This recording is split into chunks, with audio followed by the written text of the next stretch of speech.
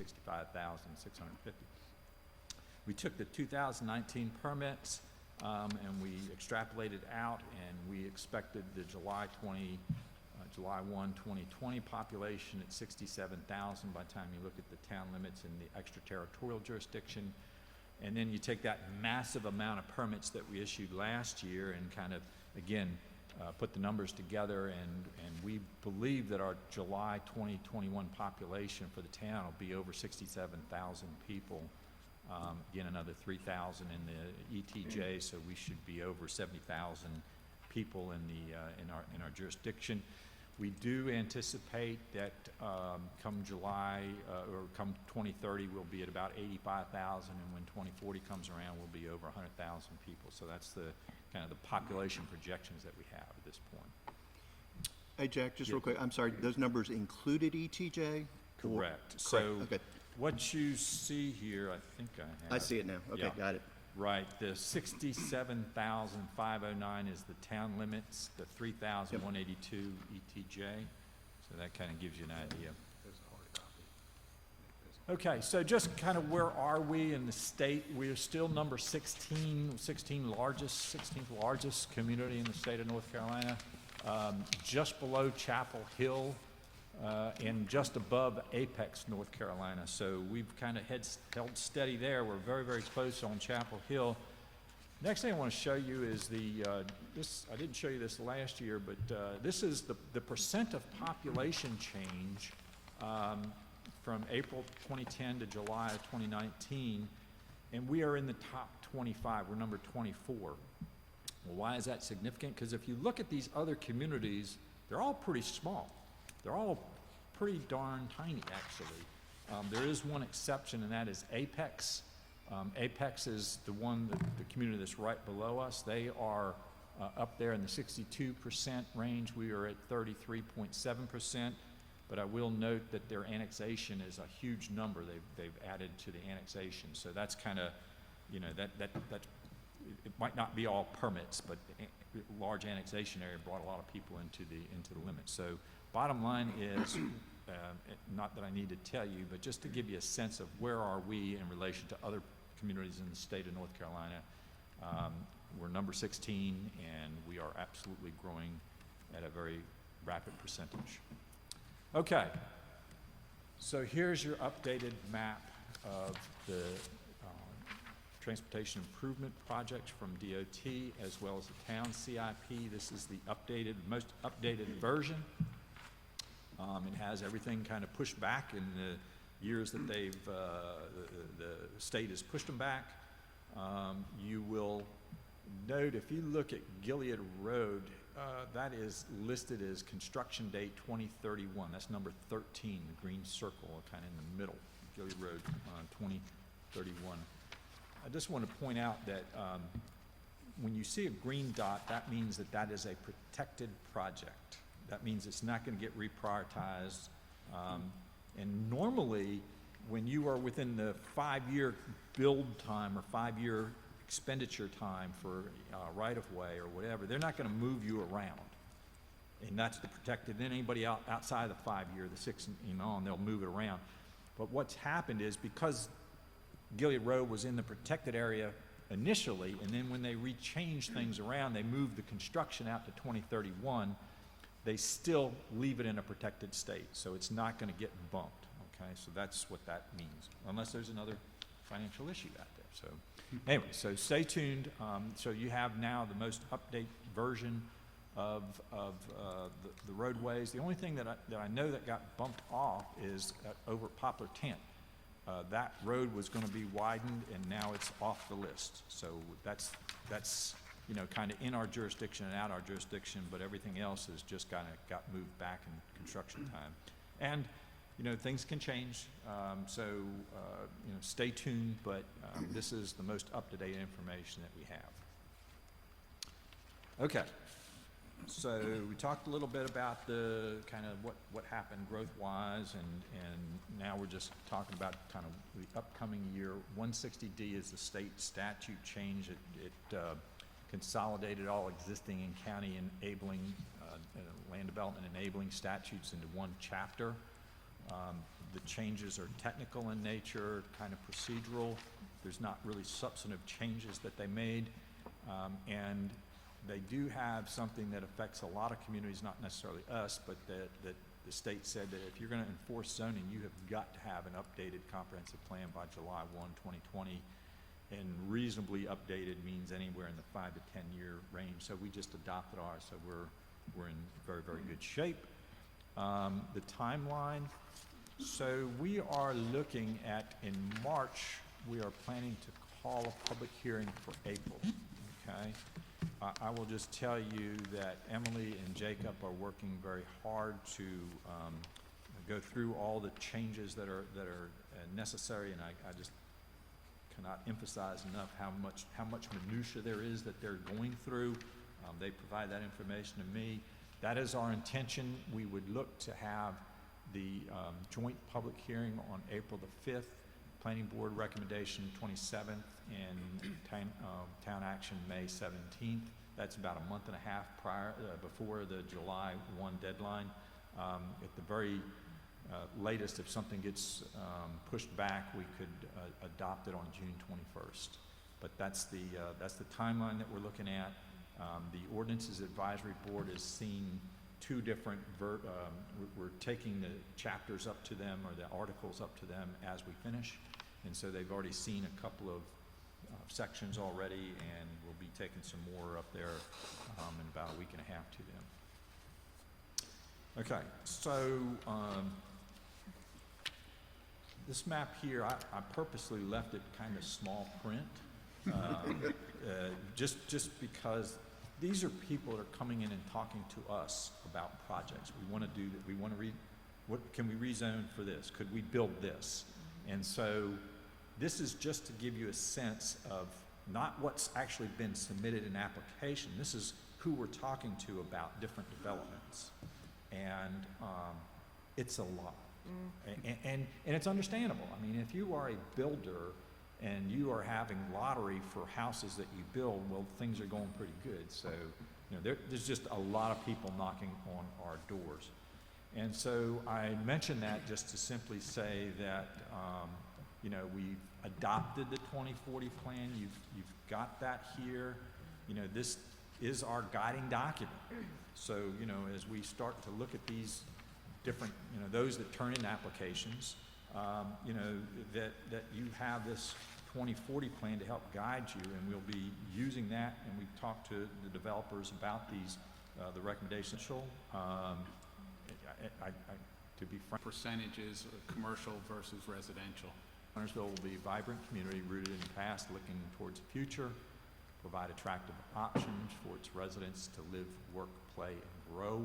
Pursuing the highest level of excellence, the town will guide growth and development in a way that prioritizes quality of life, green space, environmental safety, meaningful economic development, and multimodal transportation. So these are the, you know, that's kind of the aspirational of where we want to go. So as you see these, maybe these next 25 plans that come in, you know, this is our vision statement. It is further clarified by these different areas. So one is activated mixed use and activity centers, and that's kind of creating that vibrant pedestrian area, a mixture of uses, restaurants, small businesses, housing. Growth management, which, you know, is near and dear to, as you know, the citizens of the community. Focus the growth near the central core and limit the growth in development area. Transportation, certainly improve the streets, sidewalks, and expanded transportation options. For schools and public services, to ensure excellence in public services and community schools. You know, the schools we don't have a lot of control over, but you're going to be hearing for the next couple of days about the public service and all the growth that's happening and how that's going to affect our services. Economic development, which is the next item on your agenda, is to balance that tax base, encourage entrepreneurship, and attract targeted industries. Greenways and trails, the intent was, and we memorialized it in the 2040 plan, is to do that 30 by 30, to hit 30,000 people by the year 2030. That obviously requires investment. Inclusive government, encourage participation of all citizens, actively strive for diversity on the boards, departments, and committees. So, you know, and the town board's done a good job of that. And when we have big projects that come up, they appoint committees and they make sure that it's kind of geographically and dispersed in terms of who's on it. And that's just, again, it's just kind of commitment towards keeping an inclusive government.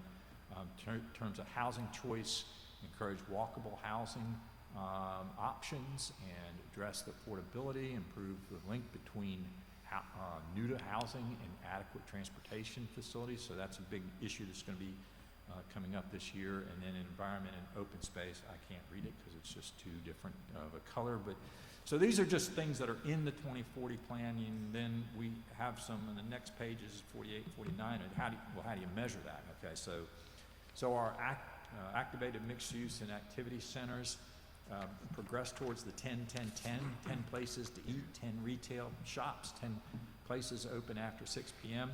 A lot of that is out of our control, but those are the things that, you know, create an active space.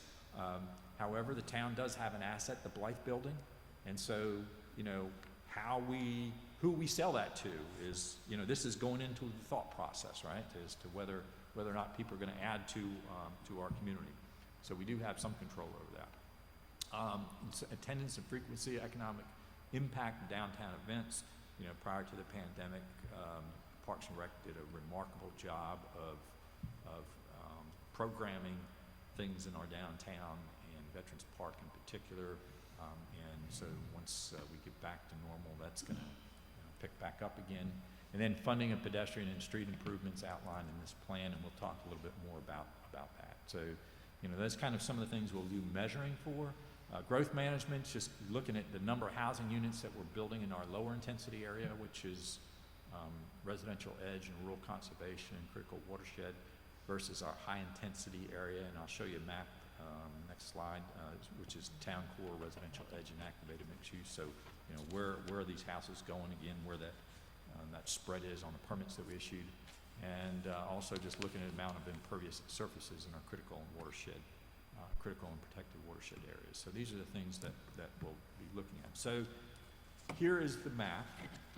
That is the kind of vision map. So, you know, just so you know, whenever developers walk in the door, you know, we'll pull out the map, we'll show them what's going on. We also have the benefit of this pre-development group, which, as you know, anybody who wants to do a conditional rezoning can go to a pre-development group and get feedback from, you know, a couple town board members, from town engineer, town planner, and planning board chair.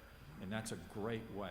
I always get good feedback from the development community that says, wow, this is nice. Before we go and spend our, you know, scarce resources, it's nice just to get some feedback. Are we in the ballpark? Are we moving where the community wants us to go to? So we share this map with them, you know, kind of in the core of the I-77, the 115. Those are our mixed-use centers. Over there on the eastern and western boundaries are kind of activity centers. They're a little bit smaller areas that we have, and then kind of lower intensity on the east and the west, and kind of higher intensity in the core. So that's kind of still the same intent. We did also indicate where the watershed area is, where you just have to have lower intensity development in that area. So out of the 2040 plan came some recommendations of short-term, medium, and long-term, okay? So we're bringing this to you because there are budgetary issues related to what we're going to do. So one of the things that it talked about was updating our small area plan, so downtown plan. So one of the things we are recommending is consideration of a downtown plan. We'll be putting that in the budget this year for discussion. We are also proposing a mobility plan, and that's kind of to centralize all our transportation-related master plans. And let me just give you an example. Gilead Road, as you know, DOT is looking to widen. The construction was moved back from 2025 to 2031. But our recently adopted bikeway plan indicated that Gilead Road should have a separated bike lane. Well, that's going to have some huge implications on development in there. So what we were just talking about doing is just kind of centralizing everything and making sure that we're moving in the right direction as part of that mobility plan. We're going to coordinate community goals with what NCDOT standards are, and they are not always the same. I will tell you that. I'm going to talk a little bit more about that, but you know, DOT, their vision is to move traffic as efficiently as possible, right? That's absolutely understandable.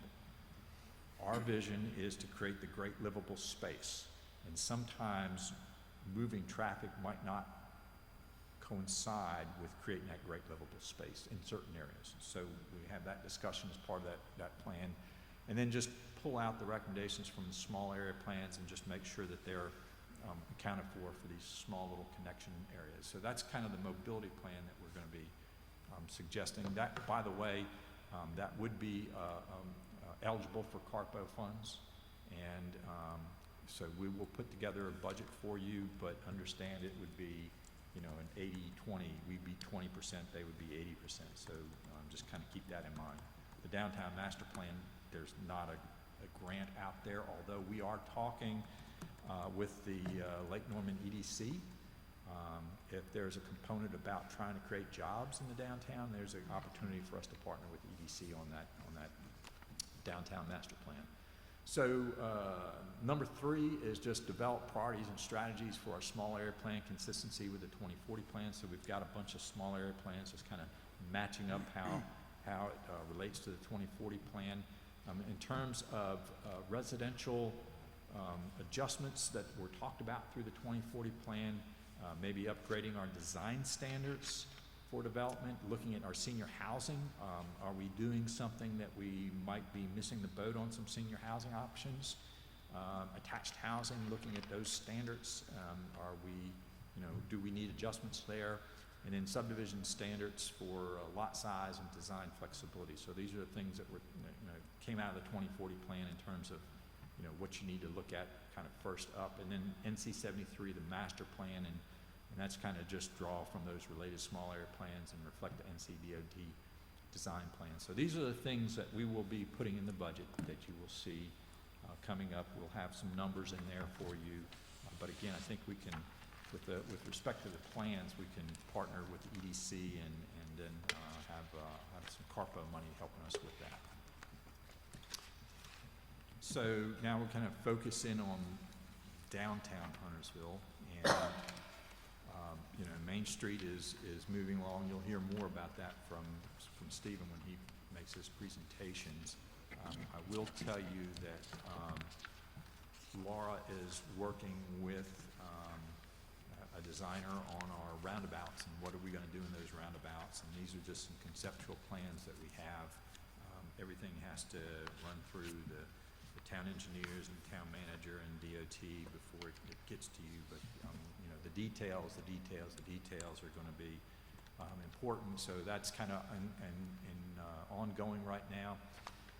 So this is the map of our downtown area, and the exit 23, Gilead Road, road improvements, and how it all relates. It's all related, even though it's not what we would call in our downtown. We would consider more of our downtown kind of right where the post office is on Gilead Road, just on past Vermillion.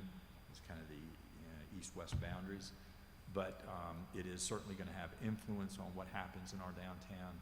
And this just shows a hypothetical design kind of in the core area where, you know, where the 2040 plan just kind of took a snapshot of that area. What could it be?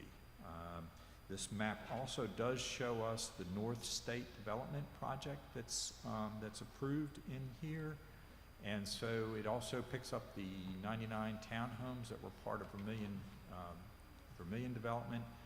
And then this is Vermillion Village. This was the apartment complex design that Mr. Bowman was wanting to move to and have a 20-some-odd thousand square foot of commercial here and here. And this plan is going to be changed. I'm looking for more commercial. We haven't seen the final version of that yet. But this kind of represents, you know, as we find out what people are proposing, we're dropping them in there and showing how it relates to what's being proposed. So part of the recommendation of a downtown plan is like, where are these connections at, and, you know, where are priorities at? So these were connections that were identified over the years, and staff has, over time, looked at these and reprioritized and said, what do we need to do first, second, third, fourth, and just kind of rate them out for you. So this is just the staff's attempt of trying to prioritize what things were, what we will be undertaking. Number one is Gibson Park Drive, which is already under construction, so that's already happening. Number two is Holbrook. Number three is another section of Gibson Park Drive, and I'll not get into all the details, but these are the kind of the local roads that are going to be important. I will say, just as an FYI, as you probably know, Gilead Road is on DOT's list. Construction got moved back to 2031. DOT looked at different scenarios to move traffic. So when they invest money into upgrading a road, they're looking for that traffic to move at a certain level of service over the next 20 years.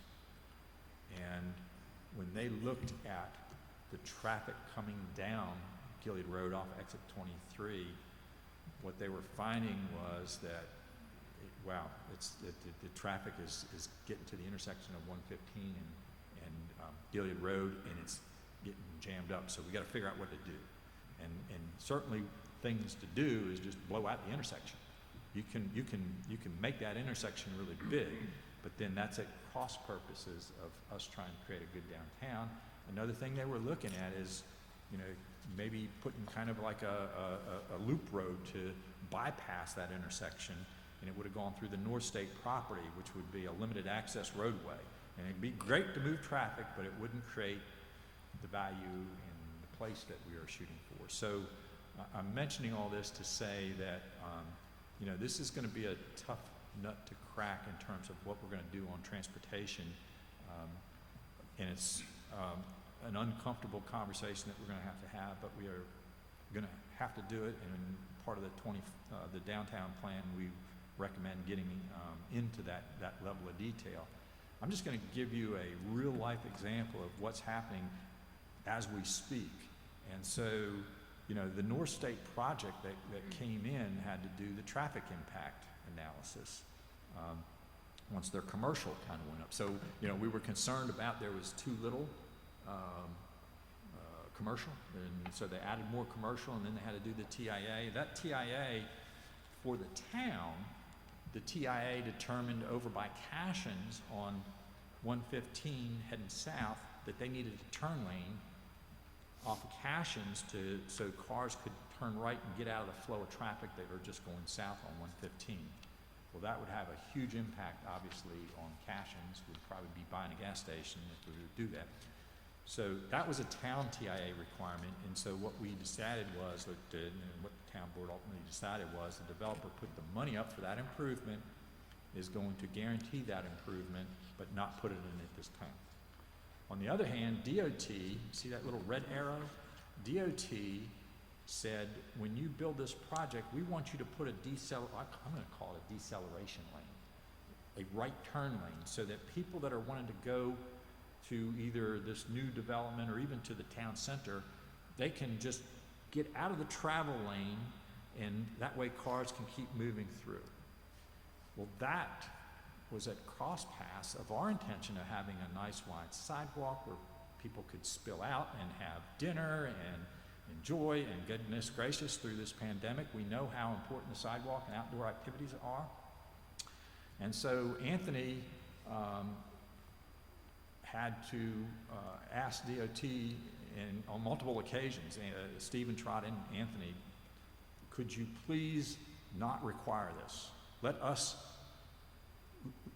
prioritize. We're going to do the right thing, but don't require this, because this is at cross paths of what we're trying to create in our downtown.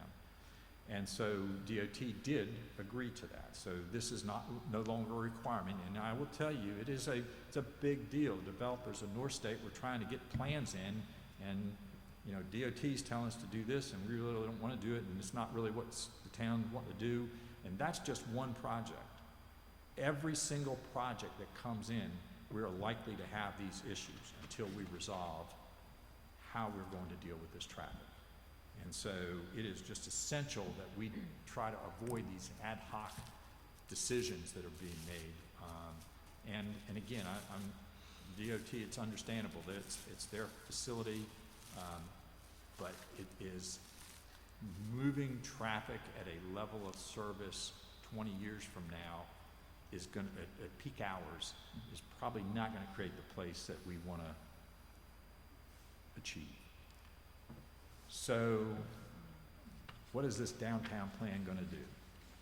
So the primary objectives will be to embrace this concept of placement. People want to go somewhere, so embrace the concept of placemaking, take advantage of the current investment interest in the downtown.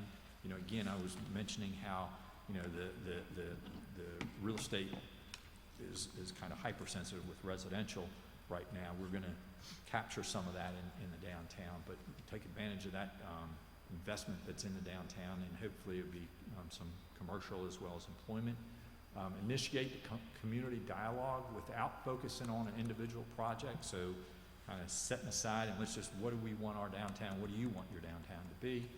And then allowing the town to be, officials to be nimble and flexible when development prospects come. If developers want to do something, you know, you get speed is of the essence. You got to know what you're going to do and make things happen. So those are the primary objectives. Outcome, resolve that major arterial design issues with NCDOT, you know, come to that conclusion. Develop a local street system and connectivity strategy and priorities. We already showed you what the town staff was looking at, which you and the community may agree or disagree, and so have that discussion. Incorporate sidewalk, greenway, bikeway connections and priorities in there. Establish the public realm design standards and maintenance guidelines, incorporate any decisions made regarding the construction of the new town hall. Establish the urban design guidelines for private development, more detail, maybe modify our 10-10-10 standards, modify possibly site building design requirements, establish compatibility guidelines for edge neighborhoods. The North State rezoning is fresh on everyone's mind. Consider the creation of downtown zoning and overlay. Maybe that's what we would need to do to get where we want to go. Establish some residential density thresholds, determine the optimal number and type of units that we want to have in the downtown.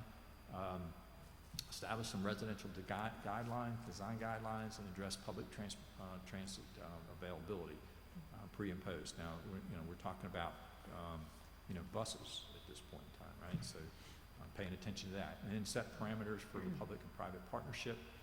So the process notes that we have here just kind of follow up. This is a follow-up of 2040 plan recommendation. We're going to invest in extensive town-wide public participation programs. Remember, we've said we want to be an inclusive government, so you got to have that discussion. Well, if we do this downtown plan, and we're still in this pandemic situation, but we'll have to deal with that. Consider establishment of an oversight committee. Again, another opportunity to get public involved. That'll look at and appoint some members from the surrounding neighborhoods. And then consultants, expertise needed, urban design and planning, multimodal transportation, economic development, community engagement. These are the kind of things that we want to, discussions that we want to have. So, I'm mentioning that to say that, don't be surprised in the budget when we put this item in there. If you feel like this is not a priority item, then, that's the kind of thing we need to know. And that's all I want to mention about the downtown area. So, fair warning, it's coming down the pike. These are the things we want to achieve. You each have the handout. You know what our objectives are. You know what the outcomes are. Let's have that discussion. Okay? So, now we get into town board processes and the joint planning board, board of commissioners public hearing. There was a request to have a discussion on that. How do we do it? Do we need to change it? Is there adjustments we need to make? So just so we're all clear, those red dots are kind of places where there's meetings and there's calls. So the very first thing that happens when people do a rezoning is there's the neighborhood meeting that's held. Then after that, we call for the public hearing. Say 1 month from now, we'll be having that public hearing, and then the public hearing is a joint town board, planning board public hearing. Not everybody does that, but that's what happens in Huntersville, a joint planning board, town board public hearing. Once that's closed, then the case goes to the planning board for a recommendation, and then it comes ultimately to the town board for final action. So, just as an FYI, sequentially, kind of Cornelius kind of does the same thing. There's the public hearing, and the planning board, and then the town board action. And Charlotte also does kind of the same thing. Public hearing, then goes to their zoning committee, and then for action. Davidson is a much different process. It's, a matter of fact, it's not even defined what their process is. What it is the developer, the ordinance is written such that the planning director makes the determination of how many meetings there will be. It's a collaborative, there'll be community meetings, et cetera. That process is anywhere in the 8 to 12 month process if you were trying to rezone. Now, Davidson, for the most part, has their property zoned, and so there's not a lot of rezoning requests, but it is a much different process. In Cornelius, it's about the same as us, about a 4.5 month process. Charlotte's about a 5.5 month process. But we all do the kind of public hearing, planning board action. The difference is that in Huntersville, our public hearing is a joint public hearing between the planning board and town board. So we don't have to have decisions today, but I am presenting to you that, you know, where do you want to go? Is there a concern? Do you want to have you don't want to change things up? Maybe you want to do what some communities, I was at communities where planning board takes a recommendation, and then it goes up to the public hearing. You could do it that way. You could do it, there's no right or wrong answer. I will just tell you that since I have been here, the intent was to try to keep it as concise as possible. We used to do the 5.5 month process, and now we're at 4.5 months. So that's obviously something to kind of keep in mind, is to try to keep it as concise as possible. A lot of times it gets out of sequence just simply because the traffic impact analysis is not complete yet. So that's always a hold up on things. So at this point in time, I'm happy to field any questions about process. So Jack, when I was on the planning board, I don't know if it was a procedural thing from the chairman or if it was in our bylaws, but we specifically knew that we did not have another public hearing. So we didn't take comments or listen to the public because there was already a joint public hearing the planning board went to. But is there a process where the planning board can retry and have an additional public hearing, which has happened sometimes in the past? So the public hearing is the public hearing per our statutes, so that hearing. Planning board slicing and dicing something and hearing from the public, people might say that's another public hearing, and yes, that discussion has gone on. Can't imagine a planning board in all of my years where they didn't allow people to talk and speak about things. So they just didn't just take the rezoning and I don't want to hear from anybody and just let me, it helps. Neighborhood meeting would be needed, or additional public hearings? It is not defined. It is actually in your decision. The ordinance says that if the board deems a change from the public hearing to the action to be so substantial that it is within your power to have another public hearing. And so, personally, I think that makes sense, and to try to define, well, if you change a street, or if you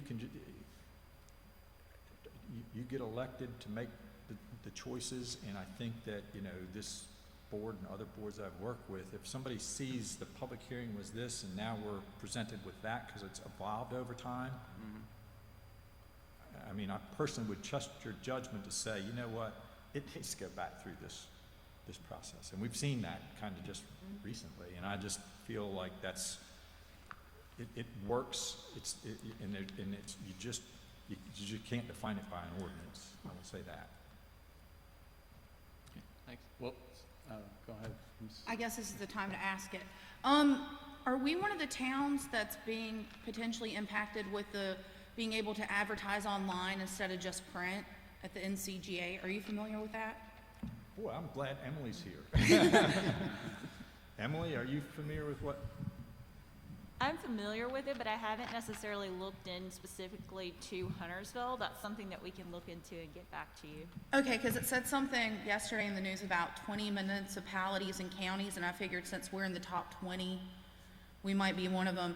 But I just wasn't sure if that would make an impact on how we do meetings as well, because that would probably reach a lot more people. Yeah, we will stay in touch with Emily. on Okay, that, so thank you. Well, it was my understanding that they were going to eliminate the need to put something in the paper. And then you can Which is good, advertise yeah. online now, which would reach more people. So that, in terms of eliminating the need, that doesn't necessarily mean that the town couldn't do that. Yeah, but I was just, being able to do it online as well could impact how many people come to meetings, which is a great thing to me. It would definitely be a cost saver for the town because we would be saving on the publication cost in the newspaper. The required notice would still be required. It's just the format and being able to put it electronically. And as you mentioned, it would likely reach more people. Okay, thank you. Mayor, I got one thing. Unless you tell us otherwise, I assume we will keep the process we have.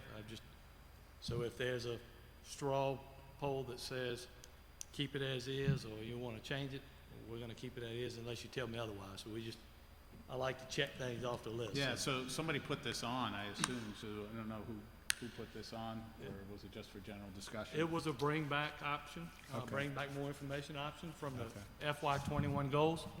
So that's why it's on here, just like quasi judicial's next.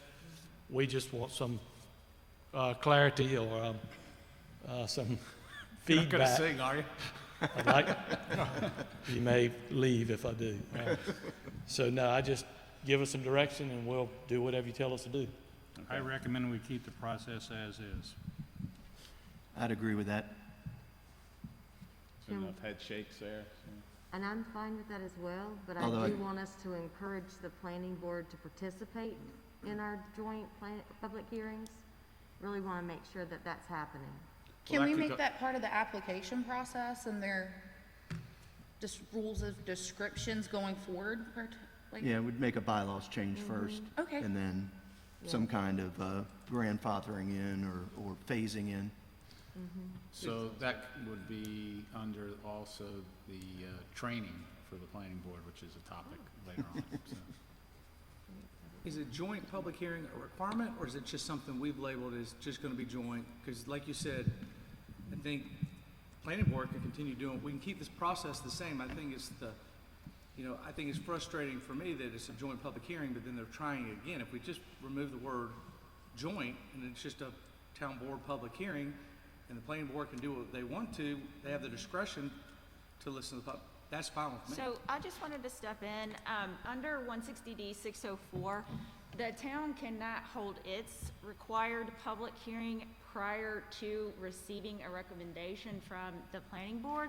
So if you have it technically as a joint public hearing, they're having their public hearing with us, making their recommendation, but we can't take action prior to receiving that recommendation. You are correct that they are able to hold their own public hearing, and some jurisdictions have it set up so that the planning board holds a public hearing. They make a recommendation, and then it goes to the town board to have their public hearing and later decision.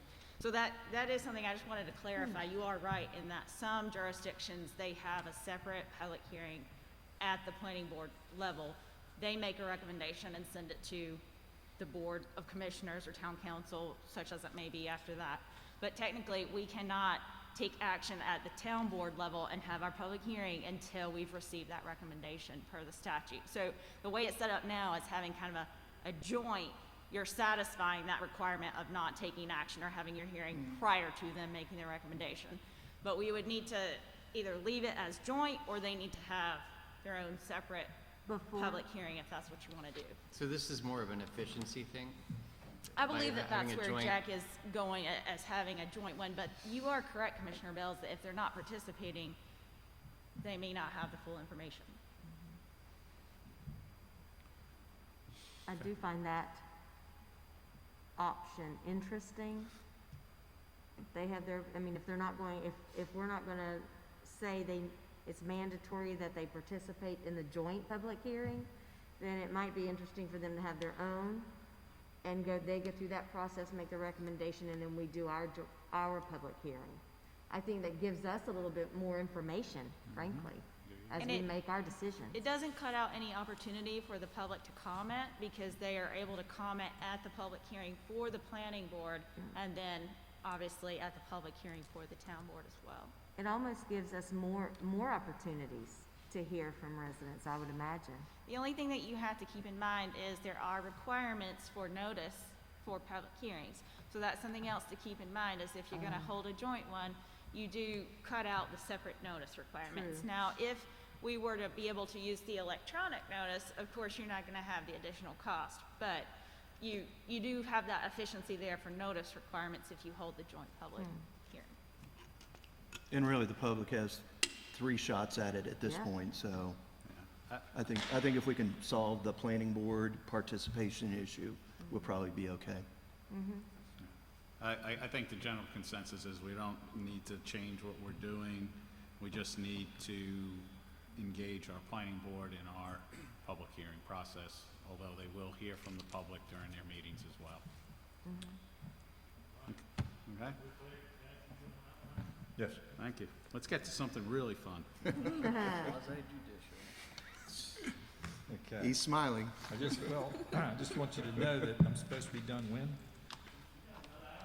Okay, you got a whole hour to chew on this one. Well, I'm sure there'll be other questions from stuff that you said, though, so. So subdivision process, and it's quasi judicial or legislative. Part of your goals was to look at this issue.